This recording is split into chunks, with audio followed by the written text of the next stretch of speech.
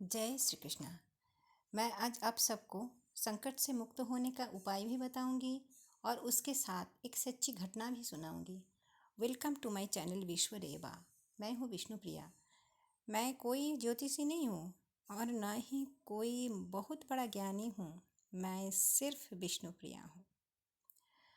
आज तक मैंने जीवन में जो भी कुछ प्रत्यक्ष देखा है, खोया है, पाया है, सब कुछ मैं आप लोगों से शेयर करना चाहती हूँ। मैं श्योर हूँ कि मुझे सुनने के बाद आपको संकट मुक्त होने का उपाय ज़रूर मिलेगा। इसलिए अब सबसे आशा है कि इस वीडियो को बिना स्किप किए अंत तक ज़रूर देखें। आपका समय अत्यंत मूल्यवान है, फिर भी मैं आग्रह करूँगी कि इसे ज़रूर देखें। क्या पता आपको अमूल्य निधि ही मिल जाए। फिर लाइक करना, डिसलाइक करना या सब्सक्राइब करना आप पर ही छोड़ती हूँ। अब पहली बात, हम जिस दुनिया में जी रहे हैं ना, वह सिर्फ दिखावा, अहम भाव, घृणा और नकारात्मक भाव का भंडार है। क्यों, है कि नहीं? तो क्या इसे ही जीवन का सच मानकर चलेंगे? मेरी आज तक जितने लोगों से मुलाकात हुई है, उनमें से अधिकतर यही सोचते हैं कि सफलता का राज कार्यकुशलता में ही है। उसमें भगवान का कोई हाथ नहीं होता। और यह भी सोचना है कि अच्छा फल मिला तो अपनी मेहनत, और फेल हो गए तो भगवान विमुख और भाग्यों में ही नहीं था। गलत। यह तो मैं सोच ही नहीं सकती, मान ही नहीं सकती कि प्रभु कृपा के बिना कोई भी सीधा खड़ा भी हो सकता है। हम सब का एक एक पल का हिसाब है उनके पास। हाँ, ये ज़रूर है कि मेहनत तो ज़रूरी ही होता है। मेहनत तो करना चाहिए और कामयाब होने के लिए मेहनत तो ज़रूरी है, और किसी भी कार्य को सफल बनाने के लिए तो ज़रूरी है ही है। पर उनकी कृपा ना हो तो सब बेकार जाता है, और इस सच को मैंने जीवन में बहु बार प्रत्यक्ष देखा है। चलिए मैं एक कहानी आपको बताती हूँ। आज से 42 टू 43 ईयर्स बैक अगर मैं जाऊँगी तो दो मिठाई व्यवसायी को मैंने देखा था। मैं तो 9-10 साल की थी। दोनों का दुकान अगल बगल में ही था। पहला व्यक्ति साधारण घर से थे और सबको साथ लेकर चलते थे। श्री कृष्ण भगवान से भीषण प्रेम था और उनको लगाया हुआ भोग ही सेवन करते थे। पर यह बात किसी को पता नहीं था। हमें भी तब पता चला जब एक बार बाबा ने उन्हें निमंत्रण भेजा था, और वो सज्जन आए तो थे, परंतु प्रसाद ही ग्रहण किया। जो भी हो, वो उनका दुकान अच्छा चलता था, लेकिन उनकी मिठाई की जो क्वालिटी थी ना, वो इतनी बढ़िया नहीं थी। मतलब उनके जो कारीगर थे वो ठीक तरह से बना नहीं पाते थे। फिर भी उनका दुकान अच्छा चलता था। अब दूसरे व्यक्ति, वो भी भगवान विश्वासी थे और ऊंचे खानदान के थे, पैसा था, सब था। मिठाई की क्वालिटी उनकी बढ़िया थी, परंतु दुकान ठीक तरह से नहीं चलता था। पता नहीं क्यों। इसके लिए उन्होंने बहुत सारे अंगूठियाँ पहन रखी थी। हर एकादशी और पूर्णिमा को धूमधाम से हरिनाम करवाते थे और चुन चुन कर निमंत्रण भेजते थे।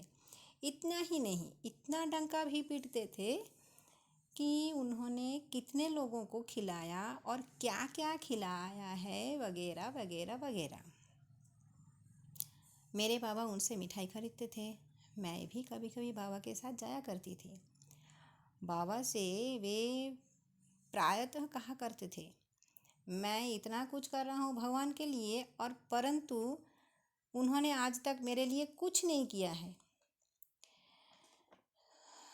इसमें क्या बोलूँ, मैंने जितना धन कमाया है वो अपने बलबूते पर ही कमाया है। इसमें उनका कोई हाथ नहीं है। हरिनाम के लिए भी समय चला जाता है, दुकान नहीं देख पाता हूँ, देखिए ना, इसलिए मेरा दुकान नहीं चलता है। मेरे बाबा उस समय हंसते थे। फिर बोले, सर जी आप ही कुछ बताइए ना कि क्या करें कि मेरी दुकान बस ठीक से चल पड़े। बाबा सिर्फ हंसते थे। तब मैं छोटी थी, इतना समझ नहीं था, पर अब समझ सकती हूँ कि वो क्यों हंसते थे। फिर भी बाबा ने एक बार सुझाव दिया, देखिए मैं आपको एक काम बताता हूँ, अच्छा लगे तो करना, आपका दुकान ज़रूर चलेगा। पहला, हरिनाम करवाते हैं, इसका इतना बढ़ा चढ़ा कर इसका डंका मत पीटिए, दान ही देना है ना। आप दान देते हैं तो जिसको सच में ज़रूरत है उसे दीजिए। दूसरा, 2 लाइन लिख कर देता हूँ, उसे सिर्फ मन लगाकर बोलते रहिएगा, सब ठीक हो जाएगा। और ये जो बात आप कहते हैं ना हर वक्त, मैंने किया है, मैंने भगवान के लिए किया है, ये किया है, वो किया है, इस सेंटेंस को आप भूल जाइए तो बेहतर होगा। अच्छा, वो 2 लाइन मैं लास्ट में बताऊंगी। अच्छा, इसके बाद फिर क्या हुआ, वो सज्जन मेरे बाबा से बात करना ही बंद कर दिए। दुकान जाते तो जैसे वो देखे ही नहीं, ऐसा ऐसा व्यवहार करते थे, क्योंकि इस बात से उनका अहम हर्ट हुआ था। लगभग 2 महीना ऐसे बीत गए। 2 महीनों के बाद अचानक उनका दुकान बंद पड़ा रहा कुछ दिन तक। 6-7 दिन बाद पता चला उनके सारे कारीगर उनको बिना बताए भाग गए थे और उनके बेटे का भी एक्सीडेंट हो गया था। अब तो सब बेहाल था। 2-3 दिन बाद वो सज्जन हमारे घर आए और क्या करे, कैसे इससे निपटे, ये सब कहकर दुखी हो गए। बाबा उस दिन घर पर थे क्योंकि वो दिन रविवार का था। सुबह सुबह का समय था, पूजा कर रहे थे। उनको बिठाया, चाय वाय पिलाई, फिर समझा कर कहा, देखिए मैंने उस दिन भी आपको कहा कि आप भगवान से माफ़ी मांगिए। वो जो मैं आप हर वक्त कहते हैं ना, मैंने कहा, मैंने किया है भगवान के लिए, मैंने किया है भगवान के लिए। अरे हम कुछ नहीं होते हैं उनके लिए करने वाले। और आज अब घर जाइए, जा कर के आपने श्री कृष्ण जी को प्रतिष्ठा किए हुए हैं ना घर में, आपके घर में तो मूर्ति है, उनके सामने आप बैठिए। भगवान आपको अच्छी तरह से अभी तक पहचानते नहीं हैं। कभी बैठे हैं उनके सामने आप जा कर के? तो बोले नहीं, इतना समय हमको नहीं मिलता। बोले इतना समय नहीं मिलता, हम हरिनाम करवाते हैं, इतना करवाते हैं, उतना करवाते हैं, कैसे बोलते हैं? भगवान आपसे कुछ नहीं मांगते हैं। आप उनके पास जा कर के पहले बैठिए, अपना परिचय करवाइए और बोलिए कि आप उनके संतान हैं और वे आपको अकेला कैसे छोड़ दिए हैं। पुत्र बनिए, पिता से माफ़ी मांगिए, जा कर के क्षमा प्रार्थना करें, सब ठीक हो जाएगा। इस बार वो सज्जन वही किया। और किसी को कैसे विश्वास दिलाऊं मैं कि कैसे उनका हर काम ठीक होता चला गया। तुरंत ऑर्डर देने के लिए लोग उनके घर तक गए, कारीगर भी सब ठीक ठाक मिल गए, मतलब सब ठीक विद इन 1 मंथ। यही तो है चमत्कार मेरे प्रभु की। एक दिन वे मिठाई लेकर हमारे घर बाबा को धन्यवाद कहने आए और कहने लगे, सर जी आपने ऐसा किया, वैसा किया, ये बोले वो बोले, ऐसा। तो बाबा का कहना आज तक मुझे याद है। हर बात, मैं ज़्यादातर बाबा के साथ ही रहती थी। तो उन्होंने कहा, देखिए मैंने आपके लिए कुछ नहीं किया है, मैंने क्या है आपके लिए, और मैं होता कौन हूँ आपको मुसीबत से निकलने वाला? भगवान से अहम प्रेम नहीं, शिशु की तरह समर्पण प्रेम करना। वो कभी अकेला नहीं छोड़ते। हम उनको छोड़ देते हैं, बढ़ाई करते हैं अपनी, लेकिन वह हमको नहीं छोड़ते हैं। आपको भी उन्होंने नहीं छोड़ा था, आपने छोड़ा था उनको, आपने छोड़ा था।